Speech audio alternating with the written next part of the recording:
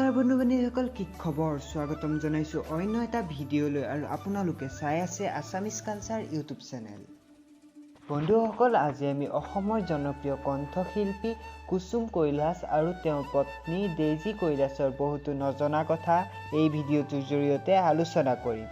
তেওঁলোকৰ প্ৰকৃত নাম কি, জন্ম কেতিয়া হৈছিল, এডুকেশ্যন কোৱালিফিকেশ্যন কিমান, বৰ্তমান তেওঁলোকৰ বয়স কিমান, এনেধৰণৰ বহুতো নজনা কথা এই ভিডিঅ'টোৰ জৰিয়তে জনাম।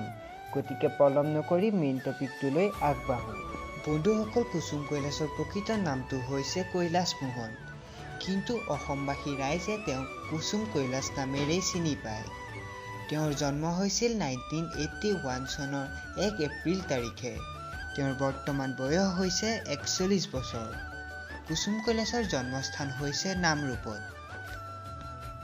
বন্ধুসকল, কুসুম কৈলাশৰ এডুকেশ্যন কোৱালিফিকেশ্যনৰ বিষয়ে ক'বলৈ গ'লে তেওঁ বুঢ়াগোহাঁই LP স্কুলৰ পৰা প্ৰাথমিক শিক্ষা আৰম্ভ কৰিছিল আৰু পিছলৈ তেওঁ মৰাণ কলেজৰ পৰা ডিগ্ৰী কমপ্লিট কৰে। বন্ধু-বান্ধৱীসকল, এইবাৰ আমি আলোচনা কৰিম কুসুম কৈলাশৰ পত্নীৰ বিষয়ে। কুসুম কৈলাশৰ পত্নীৰ সম্পূৰ্ণ নামটো হৈছে ডেইজি গগৈ মোহন। ডেইজি গগৈ মোহনৰ জন্ম হৈছিল 1984 চনৰ 22 ডিচেম্বৰ তাৰিখে। তেখেতৰ বৰ্তমান বয়স হৈছে 34 বছৰ।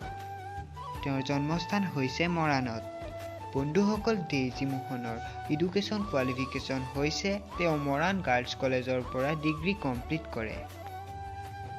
বন্ধু-বান্ধৱীসকল, এয়াই আছিল অসমৰ জনপ্ৰিয় কণ্ঠশিল্পী কুসুম কৈলাশ আৰু তেওঁৰ পত্নীৰ জীৱনৰ বহুতো নজনা কথা। যদি ভিডিঅ'টো চাই ভাল পালে তেনেহ'লে লাইক কমেণ্ট কৰি দিব আৰু যদি নতুনকৈ আহিছে তেনেহ'লে ছাবস্ক্ৰাইব কৰি কাষতে থকা বেল আইকনটো বজাই দিব। ধন্যবাদ।